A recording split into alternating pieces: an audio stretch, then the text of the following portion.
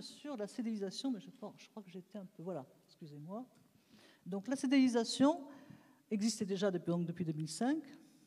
Ce que prévoit la loi, c'est un dispositif dérogatoire qui va permettre à ceux qui ne pouvaient pas remplir les conditions, qui ne remplissaient pas les conditions prévues antérieurement pour placer en CDI, de l'être. C'est un dispositif dérogatoire. À l'instant T, au 13 mars 2012, ces agents ont été placés en CDI. Ce que prévoyait la loi, donc, qui est très important, c'est qu'on pouvait être CDIsé à cet instant T, même si on n'était pas sur un emploi permanent, ce qui est une petite réponse au cas de figure qu'on a vu tout à l'heure, c'est-à-dire les agents qui sont en CDD, sur des emplois occasionnels, emplois de remplaçants, et certains depuis plus de 6 ans. Donc, cette CDIsation dérogatoire a permis de répondre à cette question-là. Dernier point, pour les plus âgés, ceux prêts à partir à la retraite, qui ne remplissaient pas les conditions en termes d'années, qui n'avaient pas 6 ans d'ancienneté. Donc le dispositif dérogatoire permet la CDIsation des agents de plus de 55 ans à partir du moment où ils ont 3 ans d'ancienneté. Alors, dans les Landes, en matière de CDIsation à titre dérogatoire, on a vu 83 agents placés en CDI.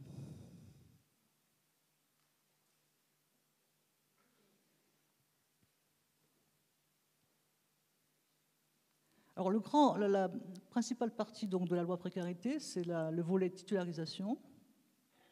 Un dispositif assez complexe, je vais passer assez rapidement parce que je crois qu'on n'a pas trop le temps, mais qui concerne, donc il va se dérouler pendant 4 ans, et qui a donc commencé en 2013.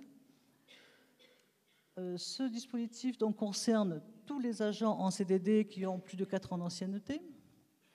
Alors, je vais passer rapidement sur les dispositions, être employé à la date du 31 mars, calcul en équivalent temps plein. C'est assez complexe.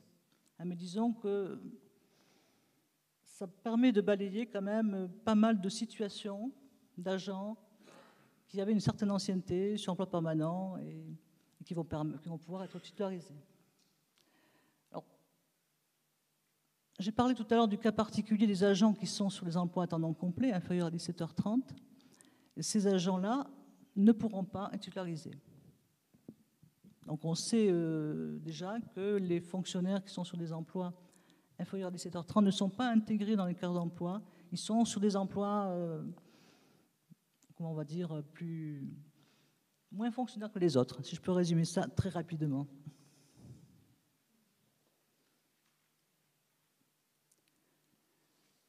Alors là, le dispositif de titularisation, donc, il se déroule pendant 4 ans, a cette particularité que je pense développera Philippe Patarin tout à l'heure, de permettre aux collectivités de gérer leur masse salariale. C'est-à-dire, d'une part, ils peuvent décider donc, de titulariser leurs agents, mais soit en repoussant la titularisation sur les années ultérieures, soit en l'étalant, évidemment, sur 4 ans.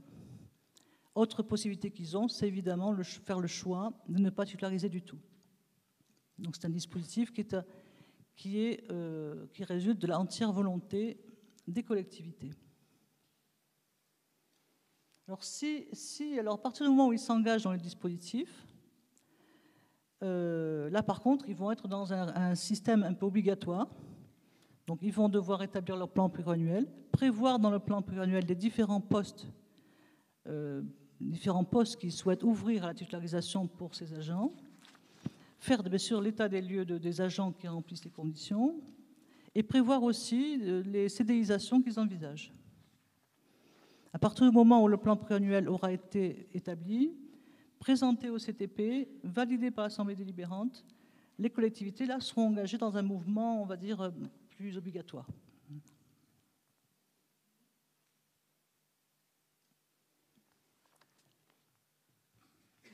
Alors, lorsque donc, cette procédure un peu complexe de saisine du CTP, établissement de plan pluriannuel et tout ça est faite, les postes donc, sont ouverts et des recrutements vont pouvoir être faits par sélection professionnelle parmi les différents agents non titulaires remplissant les conditions.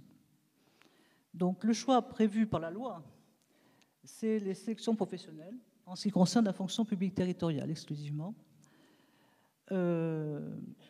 Et pour les agents de catégorie C qui sont sur des emplois accessibles sans concours, il est quand même prévu, mais on verra pourquoi tout à l'heure, il est quand même prévu des recrutements réservés sans concours.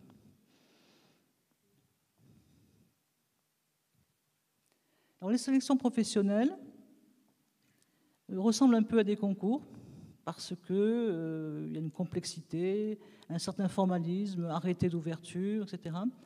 Et le législateur a prévu qu'elles pouvaient être déléguées au centre de gestion.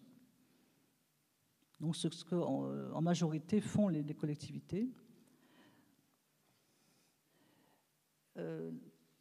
Donc la collectivité, donc il y a la possibilité bien sûr de réaliser la sélection elle-même ou le centre de gestion s'il est délégué, donc va ouvrir la sélection professionnelle, donner des délais, recueillir les candidatures des agents, parce que les agents non titulaires remplissant les conditions vont être invités, ça c'est prévu par la loi, vont être invités à présenter leur candidature.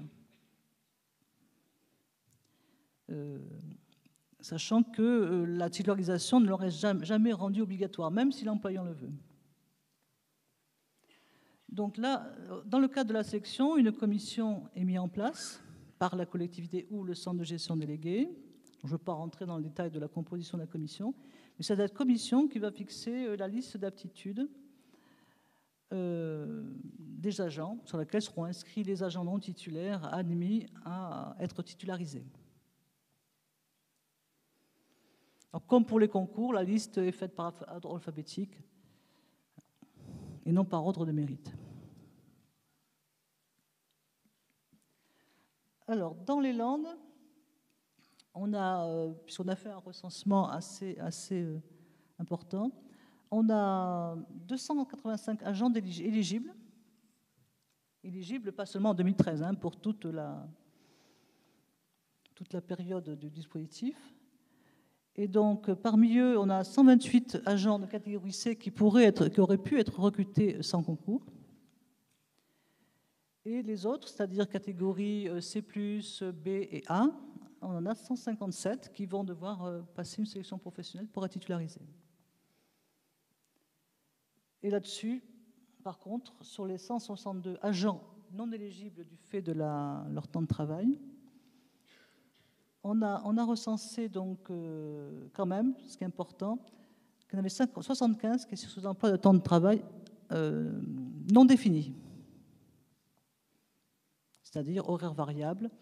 Alors bon, pour la petite histoire, on a invité les collectivités à se positionner, à dire voilà, il est au-dessus de 17h30, il ne l'est pas.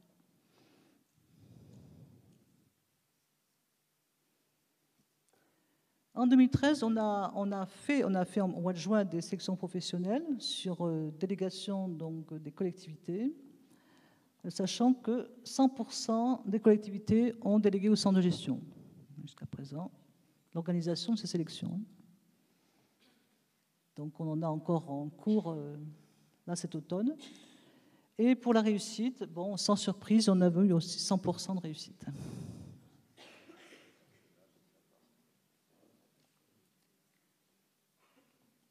Alors, autre objectif de la loi, après avoir essayé de résorber le nombre d'agents non titulaires en situation de précarité, la loi essaye de limiter le recours aux non titulaires. Bon, ça se fait cette fois-ci, ça s'est déjà fait dans le passé. Ça aura un succès, je ne sais pas, sachant qu'il s'agit de petites mesures d'ordre réglementaire, un toilettage, qu'on va essayer de voir très rapidement. Alors, par exemple, pour le recrutement d'agents qui vont remplacer une situation très, très précaire, là, il est précisé que la mention est faite dans la loi que la durée doit être limitée à l'absence de l'agent remplacé.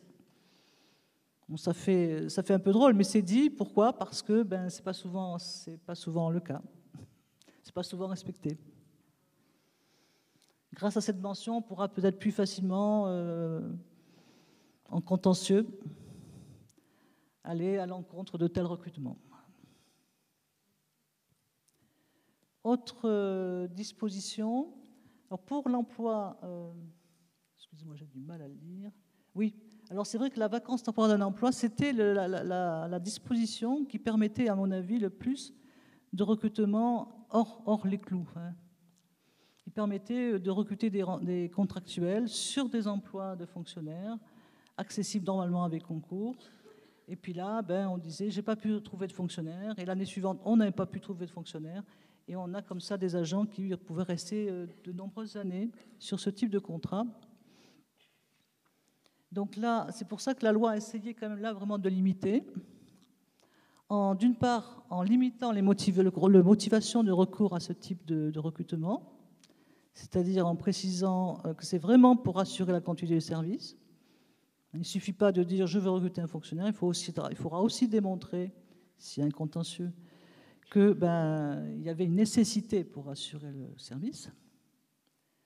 Deuxième obligation, donc, qui n'était pas prévue auparavant, c'est-à-dire vraiment faire une publication de la recherche d'un fonctionnaire.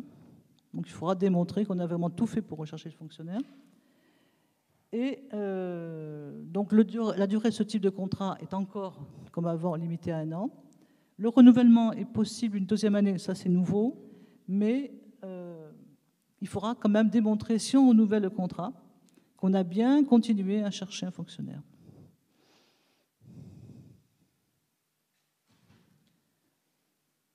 Alors là, c'est vraiment les cas où on a beaucoup des cas qui ne sont pas vraiment revus par la loi du 12 mars 2012.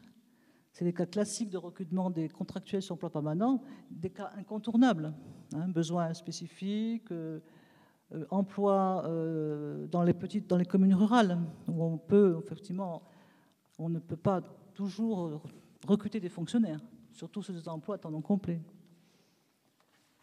La seule chose qui donnait quelquefois à certaines dérives, c'était la disposition, donc un petit peu soulignée, qui est l'emploi de catégorie A, lorsque les besoins du service, la nature des fonctions le nécessitent. La loi a prévu, à condition qu'aucun fonctionnaire ait pu être recruté.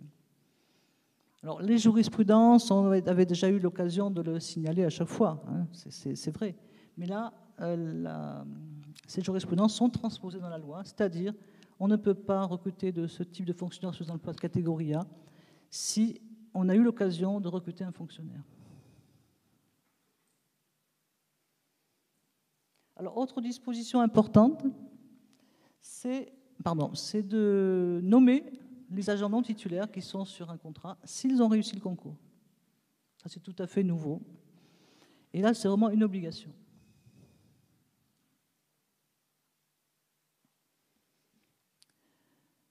Enfin, la loi du 12 mars 2012 a assoupli un petit peu le passage en CDI. Donc, toujours pour limiter le nombre d'agents en CDD.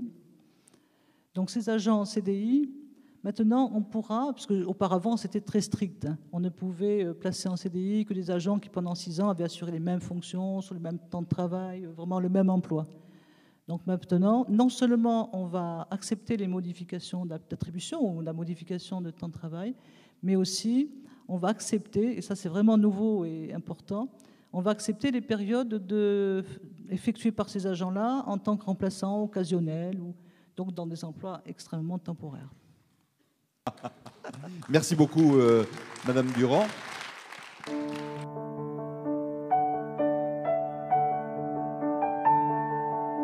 Quel est le bilan de cette loi ?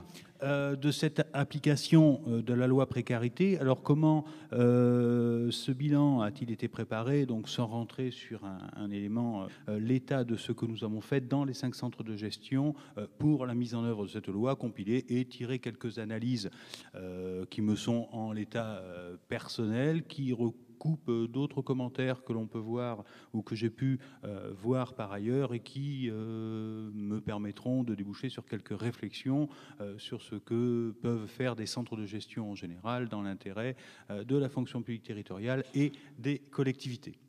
Donc, les éléments état des lieux, bilan d'étape en août 2013, puisque nous avons travaillé pour cette conférence cet été.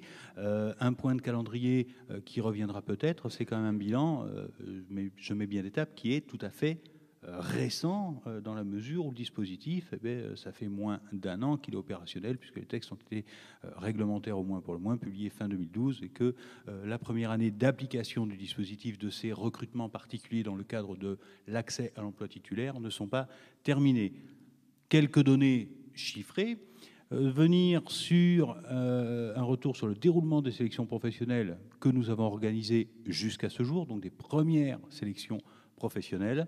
L'action des centres de gestion telle qu'elle a été menée et les enseignements qu'on peut en tirer, autant pour les centres de gestion que sur, allez, je parle pompeusement de la place des centres de gestion dans l'édifice institutionnel de la fonction publique territoriale. Alors, un retour sur quelques chiffres, ce que représentent les collectivités territoriales, les employeurs locaux. 3566 collectivités, donc 3566 personnalités morales différentes, 3566 employeurs, parmi eux 52 collectivités non affiliées, donc élément, c'est peut-être bon de le rappeler, 98,6%, je crois que la règle, l'opération ici est bonne, on va faire des remarques sur l'arithmétique dans les diapositives par moment. Donc les centres de gestion recouvrent près de 99% des employeurs locaux. Naturellement, en termes d'effectifs, si vous vous reportez au panorama notamment qui sont constitués, les collectivités non affiliées représentent une part très importante, quasiment la moitié des effectifs au plan régional, et plus de la moitié dans un département comme la Gironde, chef-lieu de région. En tout et pour tout, dans ce panorama, donc sur les 5 départements, 326 comités techniques paritaires. Je ne vous rappellerai pas les conditions d'implantation des comités techniques paritaires. J'insiste sur le terme. Alors, j'ai laissé le terme paritaire, la loi dit comité technique, mais il est quand même assez répandu dans les collectivités, et nous ne sommes pas, et dans cette région c'est le cas, sur l'aspect paritaire de ces instances de dialogue, de concertation dans la fonction publique territoriale. Donc, pour théoriquement 3566 PPAET, ces fameux programmes prévisionnels d'accès à l'emploi titulaire, puisque la mise en œuvre repose sur chaque autorité territoriale, chaque collectivité, et dans la répartition, en moyenne, 90% des collectivités relèvent du comité technique paritaire implanté au plan départemental. Alors, j'insiste de suite, c'est que je parle au plan régional. Je vais le dire après, je n'ai pas trouvé dans l'analyse, il n'y a pas eu de, quand je mets 90% en moyenne, c'est pas le... C'est 88 dans un département, 92 dans l'autre. On a des éléments, des données très, très similaires d'un département à l'autre, entre les 5 dans la région. Les retours que nous avons eus, 300 rapports au CTP enregistrés, 300 pour théoriquement 3566. Donc quelque chose de difficile à mettre en œuvre. Un taux de présentation donc inversement proportionnel à la taille des collectivités, si on part du principe que les collectivités non affiliées sont par définition plus grosses que les collectivités affiliées, et élément qui est, là encore j'insiste, quasiment homogène sur l'ensemble des 5 départements pour les proportions. À titre d'exemple, en Gironde, les rapports pour les collectivités non affiliées enregistrés, c'est 50% des collectivités, ça se tempère. Alors ça m'attire une première, une première remarque, c'est-à-dire 2 choses. Déjà, c'est pas toujours facile de répondre à un dispositif technique quand on est dans une collectivité. C'est pas la première fois qu'on le voit, notamment pour cette histoire de délai de 3 mois que prévoyait. Nous, on l'a vu très vite, on s'était dit, ce sera impossible à faire dans les délais. Il y a le côté matériel. Deuxième élément, et qui ne peut que confirmer une idée, il est plus facile quand on a des services étoffés.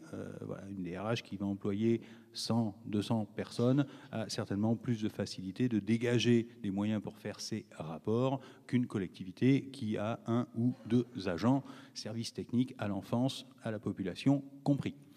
Au total, pour l'heure actuelle, 913 postes déclarés sur la période 2013-2016. À dire aussi, ce sont les données réelles que tous les centres de gestion ont compilé. Je remercie d'ailleurs mes collègues d'avoir répondu au questionnaire que j'avais pu leur faire passer pour mener cette étude, c'est-à-dire que ça ne joue en gros que sur la moitié des programmes que l'on doit, je mets cet avertissement, a priori enregistrer, avec cette répartition entre les sélections professionnelles, le recrutement direct que vous voyez chiffré, et une première remarque que je fais par rapport au volume d'emplois titulaires que l'on a fait sur la région, ça représente 1,2% de l'effectif d'emplois titulaires. Voilà, donc c'est quelque chose qui est très, comment dirais-je, peu significatif en termes de volume, et j'y vois pour ma part deux raisons. La première, elle a été soulignée, le terme de vertu a été employé, ça nous avait déjà surpris quand on avait fait le premier panorama sur l'emploi en Aquitaine, c'est-à-dire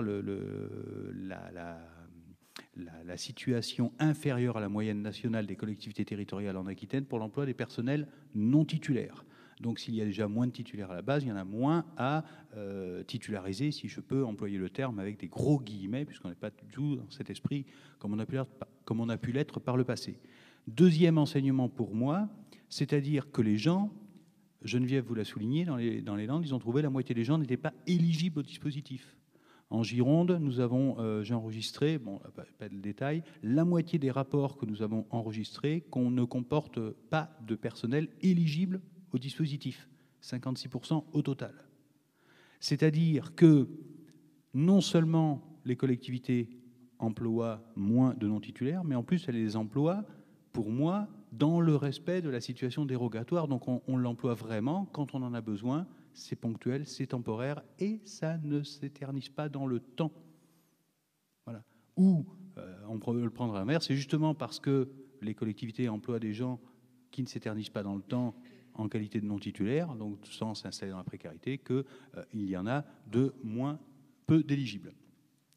Alors, sur ces besoins exprimés, quelques remarques. Faible proportion de nominations directes.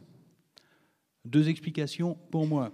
Celle que je viens de dire, les gens, on emploie dans la façon normale, ce qui fait que pour les nominations directes, il n'y a aucun obstacle au recrutement statutaire. Il suffit d'avoir un casier judiciaire qui ne comporte pas de mention incompatible avec, etc., d'avoir un médecin agréé qui dit qu'on n'est pas atteint d'une maladie ou d'une infirmité incompatible avec l'exercice des fonctions postulées, etc., etc.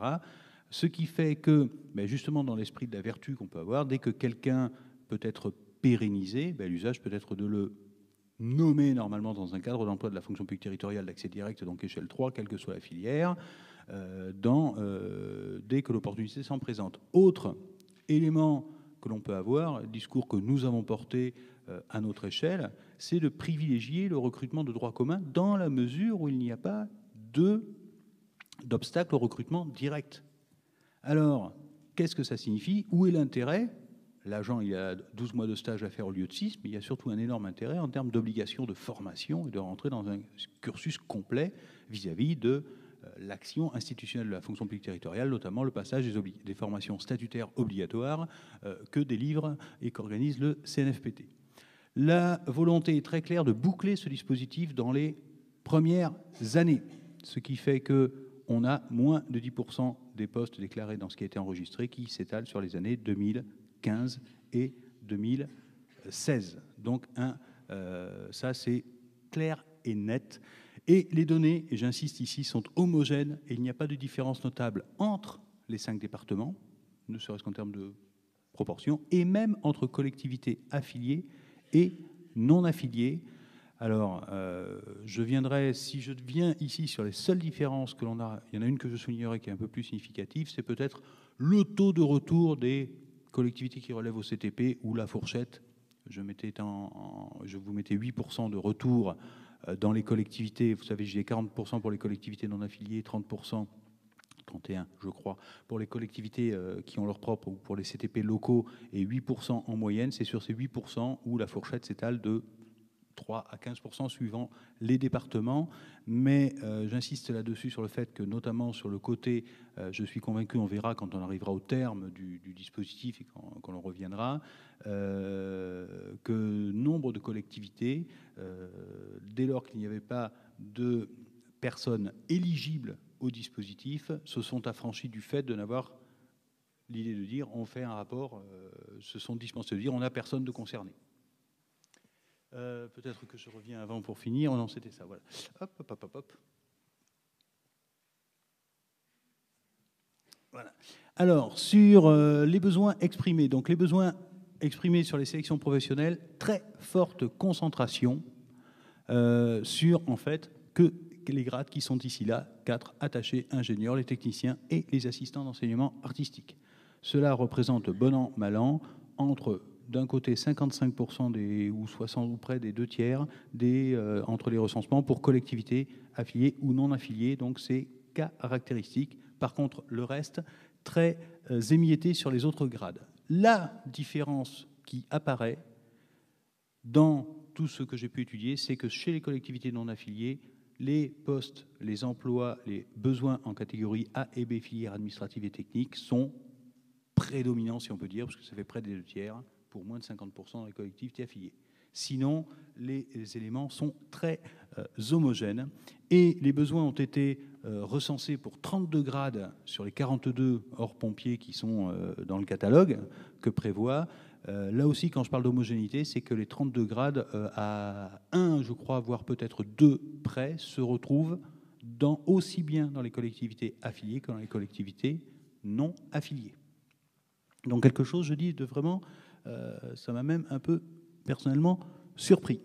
Pour ce qui est des sélections professionnelles, l'exercice, donc, une très forte proportion de collectivités ont fait le choix de confier, on a dit 100% dans les Landes, la situation est quasiment identique, les sélections au centre de gestion. Les seuls repérages sont très isolés de collectivités qui se sont manifestées pour dire le centre de gestion ne fera pas les sélections professionnelles. À ma connaissance, on n'a pas encore eu d'échange, mais c'est vrai que je n'avais pas prévu la question dans le questionnaire. Je n'ai pas encore eu vent de sélection organisée par des collectivités localement.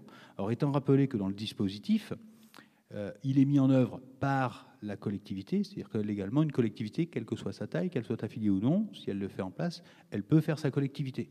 De la ville de Bordeaux, chef-lieu de région, métropole régionale, etc., tout ce qu'on veut, à la ville de Saint-Pierre-du-Mont ou en Gironde, la plus petite commune du département, je crois 2 hectares, c'est le Mont d'Albret, c'est très joli. Les 5 centres de gestion se sont mobilisés pour répondre aux besoins des collectivités et on a donc organisé dans tous les départements ce que j'appelle une première vague de sélection professionnelle, donc printemps 2013, et on annonce la nouvelle vague pour l'automne 2013, donc pour que l'on réponde. Et naturellement, les éléments que je vais vous donner vont concerner cette première vague. Donc, première vague qui aura concerné 101 collectivités par rapport à l'ensemble des besoins et pour 23 grades différents, donc sur les premiers éléments du printemps. C'est-à-dire qu'on a déjà couvert 2/3 des grades ouverts dès les premières, dès les premières actions, pour un bilan chiffré, bon, je ne vais pas rentrer dans un catalogue grade par grade, de 224 postes ouverts, donc ce qui représente 43% de ce qui avait été déclaré, enregistré, dans ce qui était enregistré pour l'année. C'est-à-dire dans la première vague, on a presque fait la moitié des besoins exprimés par les collectivités, affiliées ou non affiliées. 81 candidats inscrits. Alors là, naturellement, grosse remarque à prendre, ça représente 30%, un peu plus, 31,6%, des postes ouverts pour 79 candidats auditionnés, 78 candidats déclarés aptes à intégrer le cadre d'emploi postulé. La formule est très jolie. Des commentaires, naturellement, sur ces éléments, la moitié. 81 postes, donc moins d'un 30% des gens. Ça, c'est vraiment ce qui a été exposé déjà, juste dit, sur le côté, l'opportunité de devenir fonctionnaire avec des interrogations que cela peut intéresser, tant en termes de perspective de carrière qu'en termes de situation matérielle. Et là, il est vrai qu'on a chacun de notre côté eu à examiner, donner des avis. Un non titulaire installé qui a 57 ans aujourd'hui, quel est l'intérêt pour lui? Ça lui apportera rien, etc. En droit à retraite, voilà, je m'embête pas pour ça. Quel est ce genre d'éléments, indépendamment après de la vulgaire question financière, notamment pour les catégories A et B, sur les questions d'application des règles de classement, et combien ça va me coûter, non pas à la collectivité en termes de pérennisation d'emploi, mais à l'agent en termes de perte de net à payer sur le bulletin de salaire à la fin du mois. 79 candidats auditionnés, rien d'exceptionnel pour un dispositif interne, 2 absents, bon, on va pas chercher les causes, c'est dérisoire, ce qui paraît logique. 78 candidats déclarés aptes, donc des gens globalement aptes, et ça n'a rien non plus de, comment dirais-je, très surprenant dans l'état d'esprit du dispositif. Alors ça, je reviendrai peut-être sur des retours plus personnels sur le dispositif après. Donc, premier bilan, mobilisation réelle des centres de gestion sur les outils techniques que l'on a mis aux collectivités et sur la mise en œuvre de ces opérations de sélection professionnelle pour être réactif et répondre au plus près des besoins. Planification difficile, l'expression du besoin, le retard des collectivités. Si nous n'avons pas entendu 20 fois « Oh là là, on ne peut pas, c'est pas possible, les délais, c'est ceci », on ne l'aura pas entendu une fois, et c'est ce qui explique qu'on a les retours ne sont pas complets sur l'ensemble des collectivités. La confirmation des candidatures, et ça, l'hésitation des agents, on ne sait pas, et les collectivités l'ont eu de leur côté aussi. Que vont faire, quelles vont être les intentions des agents par rapport à ce dispositif? Les candidats sont globalement aptes à intégrer le cadre d'emploi postulé. 78 par contre sur 78 qui ont été auditionnés par des commissions d'évaluation professionnelle. Alors sur ce plan-là, quelques remarques. Ça paraît logique. Le plan, autrefois on appelait ça des plans de titularisation, on a parlé jadis de plans de résorption de l'emploi précaire. L'idée, moi j'ai eu des discussions vives avec certains collègues, qu'on fait passer n'importe qui, c'est de l'école des fans. Le dispositif, il a pour vocation de faire rester les gens dans les collectivités. Ce n'est pas un dispositif d'exclusion. Je crois qu'on aurait été à côté de la philosophie si on se gargarisait, parce que ça voulait dire que vous avez aujourd'hui des gens non titulaires qui travaillent en collectivité depuis des années. S'il fallait en jeter les 2 tiers dehors, parce qu'on fait une sélection, etc., ça voulait dire que les 2 tiers des gens qui font le service public local sont des incompétents et ne sont pas à leur place. Donc il paraît logique que les gens qui se destinent, il y a un gros effort. Alors j'employais la formule, je ne l'avais pas mise dessus quand je présentais le dispositif. La sélection professionnelle, c'est un emballage de concours. Le contenant, c'est un concours. Le contenu, c'est de la reconnaissance d'expérience professionnelle. Donc on a heureusement de la vraie reconnaissance d'expérience professionnelle. Donc ça, c'est une chose. Les nuances, les gens sont aptes. Les membres des commissions d'évaluation professionnelle, bon, nous on a choisi des gens qui étaient intervenus, les gens compétents, chacun, on a quand même des viviers d'intervenants, de fonctionnaires compétents, d'élus qui savent de quoi ils parlent, etc. Des gens qui participent dans les concours. Le discours est assez commun, les gens disent, c'est des gens, ils n'auraient pas réussi le cap du concours s'ils l'avaient passé. Mais ça, pour moi, ce n'est pas surprenant. C'est le cas de tout ce qu'on a comme dispositif interne. Quand on faisait dans le temps, jadis, maintenant c'est terminé, des examens d'intégration pour les secrétaires de mairie en qualité d'attaché, c'était le discours. Mais les gens, les gens ne passeraient pas le concours d'attaché, etc. Quand on regarde les avis des membres des jurys sur les examens professionnels de déroulement de carrière, promotion interne ou avancement de grade, il y a parfois des réserves. Quand même, si les gens passaient le concours, ils n'auraient pas le niveau où ils le passent. Donc ça, c'est quand même quelque chose qui est le lien et qui montre la différence entre le lien du concours. On peut espérer quelque chose, même si on le dit, d'assez scolaire, d'académique ou de très pertinent sur des connaissances ou une sorte de formatage du candidat par rapport à la réalité de l'appréciation de quelqu'un sur le terrain. Autre élément, c'est que le candidat qui, dans la région, malheureusement, n'a pas été déclaré apte, ou heureusement n'a pas été déclaré apte, parce que comme ça me donne de quoi bavarder devant vous, c'est des torts partagés. Hein, ça va faire... parce qu'on a un dispositif où on a des besoins, et en fait, quand ça s'est fait, il y a 50-50 collectivités et agents.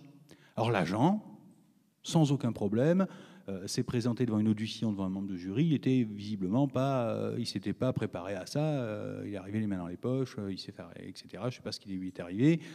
Il n'a pas respecté un cadre minimal de politesse que l'on peut avoir. Je ne vais pas rentrer dans le détail, mais il n'y a pas, surtout que je ne l'ai pas, mais il n'a pas respecté, donc il n'était pas apte. Mais la collectivité, elle a aussi sa part de responsabilité, parce qu'elle a destiné un agent sur un besoin exprimé qui n'était pas le bon. On était en fait sur un poste d'encadrement, et l'agent n'avait pas les perspectives d'encadrement. Et le dispositif n'est pas de faire croire à quelqu'un parce qu'il a, je ne vais pas être péjoratif vis-à-vis, mais je veux dire, fait des photocopies pendant 15 ans, qui peut intégrer le cadre d'emploi des attachés territoriaux. Ça n'a pas été valable. Alors, ce n'est pas aussi caricatural, mais il y avait en gros des difficultés. Sur ce plan, c'est-à-dire des lacunes en termes de pouvoir diriger des membres. Satisfaction des membres des commissions d'évaluation professionnelle. Globalement, le retour est très positif. Les gens ont trouvé l'expérience très intéressante. Et pour celles que nous avons faites, ils sont même volontaires pour revenir. Je pense que ça va être le cas dans tous les départements et des économies réelles d'échelle, malgré une organisation mutualisée complexe, parce que quand on éparpille qu'il faut des personnalités, des membres du cadre d'emploi, des représentants de la collectivité, pour des attachés, si on en a 40 d'un coup, c'est comme un oral d'attaché, on va le faire. Mais quand on doit passer 15 grades différents pour 8 collectivités, puisqu'on fait, c'est toute une mécanique. Et bien là, je veux dire merci, l'expérience et que nous avons acquis depuis des années et des années à faire ce genre de manifestation sur les concours.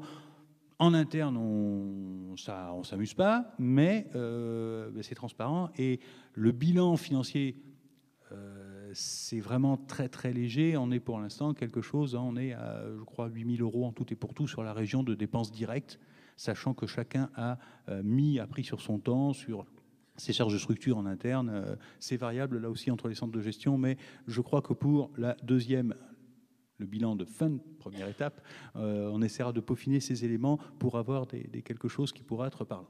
Alors, un retour sur l'action du centre de gestion. L'élaboration au plan national d'outils. Et ça, c'est le travail partenarial qui est mené sous l'égide des associations, donc Association nationale des directeurs de centres de gestion, où il y a tous les collègues qui font la mécanique, la Fédération nationale des centres de gestion qui fédère l'ensemble, et où ces outils ont été mis, testés, etc., et mis à la disposition de l'ensemble des collectivités et ont été très globalement appréciés. Je tiens à... Alors le RSA, tout à l'heure, je vous ai dit le PPAET, je ne sais pas si tout le monde employait la même chose, le programme pluriannuel d'accès à l'emploi titulaire. Le RSA, c'est le rapport sur la situation des agents, parce qu'on faisait 1, la photo, 2, on fait un programme. Chose sur laquelle je tiens à insister sur l'action des centres de gestion, et ça, c'est le rôle des associations que je viens de citer, notamment des contacts aussi avec les pouvoirs publics, c'est que ce travail, il a pu être fait en amont, c'est-à-dire avant la publication des textes. C'est-à-dire que ces outils, nous, on les a testés dans les centres de gestion dès la rentrée 2012, donc au mois de septembre. Le décret a été présenté il est publié en décembre 2012, le décret. Et nous avons lancé, parce que nous avons déjà réfléchi quand on a vu le système, les 3 mois, il y a des enjeux techniques. Ce n'est pas calculer 4 ans d'ancienneté, les emplois, mais il y a beaucoup de... je vais revenir dessus, de côté de politique de gestion RH et de management là-dedans, même si je n'aime pas trop le mot anglais, mais enfin voilà. Qui était dedans, et on a de suite, moi je me souviens, il y avait eu un club RH qui avait été fait au centre de gestion de la Gironde, qui avait été accueilli dès le mois d'octobre, où la présentation, présentée la loi le 15 mars, c'était aussi, de suite imaginer les inquiétudes, les aléas et les questions qui allaient se poser avec ce type de dispositif. L'expertise statutaire, ce sera dit, ça a été dit, mais, vous avez vu un exemple, Geneviève Durand, elle vous expose quelque chose, dans les centres de gestion, peut-être notre occupation du soir, on a tous une loi de 84 à notre table de chevet, quand elle nous embête, on prend celle de 83, juste après, on la lit tous les jours avant de se endormir. Une action de conseil auprès des collectivités, action de conseil qui est le conseil technique, où est-elle agent à les situations, la mécanique statutaire, on fait ça depuis des années, mais le côté méthodologique, les outils simulateurs qu'on a utilisés, la méthodologie à mettre en interne, et on a beaucoup dans les échanges qu'on a eu avec les collectivités, affiliées ou non affiliées, beaucoup d'échanges autour des termes de communication interne et de la relation de l'employeur à l'employé. Et c'est quelque chose qui n'est pas la mise en place de quelque chose de statutaire. Et voilà, un travail partenarial avec les collectivités, puisque, comme je le disais, l'action, la mise en œuvre du dispositif de la loi sur l'accès à l'emploi titulaire retombait sur une prérogative de chaque collectivité, chaque autorité territoriale. Et dans ce cas-là, le travail a été de travailler en partenaire. On n'était pas donneur d'ordre, les gens n'étaient pas dans l'application du 3e alinéa de l'article 2 de la loi du 12 mars 2012. Et c'était vraiment un travail en commun qui a été fait jusque dans la mise en œuvre pratique sur des questions de calendrier, de s'organiser. Voilà, on n'était pas de la convocation. Alors, quelques remarques sur quelque chose qui est pour moi novateur dans ce dispositif. Les collectivités affiliées ou non affiliées sont traitées de façon équivalente.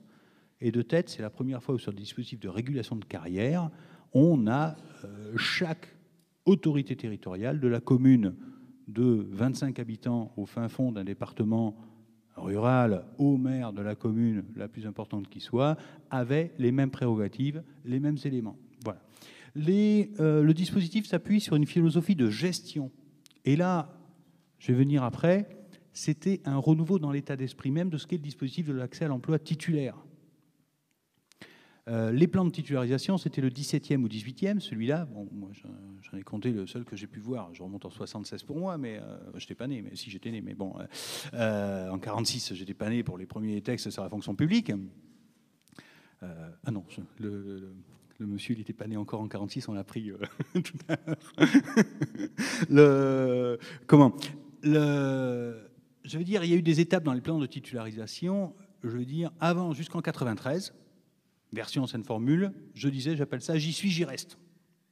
Bon, je suis rentré un jour, de toute façon, à partir du moment où ça s'éternise dans le temps, un jour ou l'autre, je serai pérennisé, titularisé. C'est tous les plans de titularisation, les derniers qu'on avait eus, 86, 93, pour la suite de la loi de 84.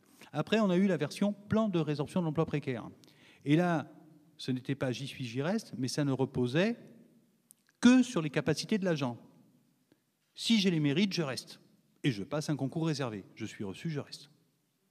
Et là, c'est la première fois où on passe sur quelque chose, on intègre un dispositif de gestion prévisionnelle où on fait à la fois les besoins prévisionnels de la collectivité, comme vous l'avez exposé, mais aussi les capacités de l'agent.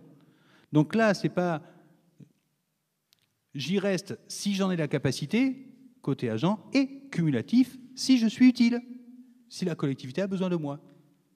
Avec le côté, si je ne suis pas utile, il n'y a pas de raison que je reste. Alors après, c'est les questions qu'on a eues en termes de justement de politique de gestion, comment je fais de ceux qui ne sont pas utiles? Qu'est-ce que je fais des gens qui ne sont pas utiles? Le dispositif intègre l'émergence de l'individualisation des RH et la reconnaissance d'expérience professionnelle. C'est tout le jeu du dossier, et naturellement du dossier qu'on a constitué, qu'on a mis en, notamment sur lequel on a discuté. Si vous regardez le dossier, c'est un dossier partagé employeur-employé dans ce qui a été utilisé dans la région et des dispositifs d'évaluation, ça peut reprendre. Et ça nécessite un réel investissement des services gestionnaires RH. Et là, un investissement qui est un investissement beaucoup plus qualitatif, je vais dire, ou relationnel que quantitatif. Avant, on comptait les anciennetés, on faisait une listing, etc. Et on titularisait, on faisait des arrêtés à la main, pas à la main. Là, et c'est peut-être pour ça d'ailleurs qu'il y a du retard et que tous les rapports n'ont pas été faits, c'est que beaucoup de collectivités ont voulu faire quelque chose avec les agents, ne pas partir en opposition. Et quand je disais qu'il y avait beaucoup d'efforts à faire de relations, c'est-à-dire qu'il y a énormément de démarches pour du contact personnel, de la discussion avec les agents, et même que parfois interroger les agents qui pourraient être éligibles sur leurs intentions et voir étudier avec eux des parcours de carrière pour dire est-ce que c'est intéressant pour vous, est-ce que ça ne l'est pas, et quelque chose d'assez exige du temps, nouveau. Je leur expliquais, de la pédagogie, de notre côté pédagogie vis-à-vis du côté technique, mais nouveau pour les centres de gestion, peut-être le côté, l'aspect prévision, organisation, construction d'une politique. La valeur ajoutée, l'expertise, travail en amont, et ça c'est vrai qu'on le fait bien en avant. Le côté de rassembleur, lieu de rencontre, et dans le respect de la libre administration, c'est travailler avec les collectivités, c'est plus du style, vous obéissez à nos consignes. Un soutien technique, l'organisation mutualisée des services, comment dirais-je, des sélections professionnelles qui est arrivée, et une externalisation profitable, selon moi, pour les collectivités, pour tous les échanges. C'est de la neutralité, autant pour intégrer, il y a une distance.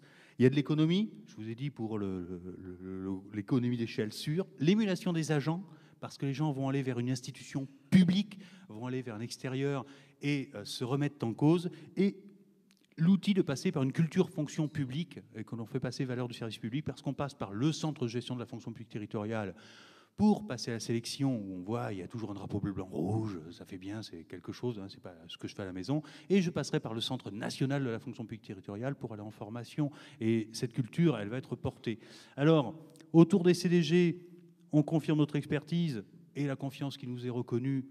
J'en suis, pour ma part, très satisfait. Je pense qu'on peut mettre en avant la réactivité qu'on a su mettre en œuvre, la proximité avec toutes les collectivités du département et les échanges que l'on a pu avoir, des échanges qui ont été constructifs, même si c'est très chronophage, on prend pas mal de, comment dirais-je, de temps, de relations. La capacité à collecter des données sur l'emploi local, alors, par exemple, ce qui a été fait pour le panorama, mais ce que j'ai fait aujourd'hui, qui est sur quelque chose qui n'est pas terminé, qui n'est pas clos, l'utilité pédagogique pour les collectivités, les agents, comme je viens de le dire, et une dimension partenariale beaucoup plus grande. Et le mot de la fin, je vais y arriver sur comment dirais-je, la place des CDG. On a parlé des centres de gestion comme pivot de l'emploi territorial.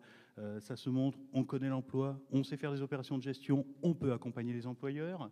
Le terme de partenaire, dans le respect de l'administration, c'est vraiment quelque chose de nouveau. Et d'ailleurs, dans les missions des centres de gestion, je vais dire, on avait des missions obligatoires, c'est régalien, vous devez faire, je vous ordonne. Les missions facultatives, c'est entre guillemets commercial, je vous fais ça, vous le demandez, je vous vends. Alors commercial, hein, le terme est très très mal choisi. Et puis là, c'est nouveau cet état d'esprit, et c'est même ce qui se dégage, c'est du partenariat, je fais avec. C'est plus une demande, c'est quelque chose qu'on fait en commun. Les centres de gestion sont coordonnés, on l'a rappelé.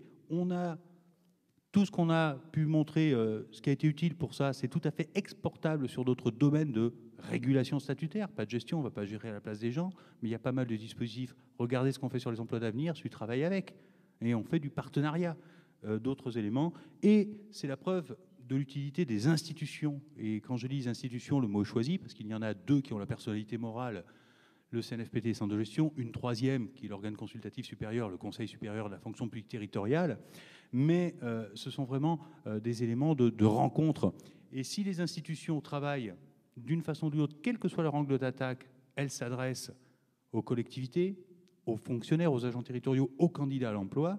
Mais je crois qu'il faut aussi changer de vision, parce que tout ce qu'on fait aujourd'hui, tout ce qu'on fait nous au quotidien dans les centres de gestion, ce que vous faites vous dans les mairies, il faut penser qu'à la fin, c'est pas notre microcosme, on fait pas ça pour nos fonctionnaires, notre loi, notre statut, notre ceci, notre cela. La cible, elle reste quand même le service public local, hein. C'est les citoyens, les administrés, les usagers, les voisins, vous et moi d'ailleurs aussi, à chacun de nouveau. Et c'est, je crois, toute la richesse de ce que nous faisons et ce qui peut encore nous porter. Elle était brune, elle avait les cheveux voilà, longs il y a longtemps. Je reste avec elle. Voilà, je vous remercie de votre attention.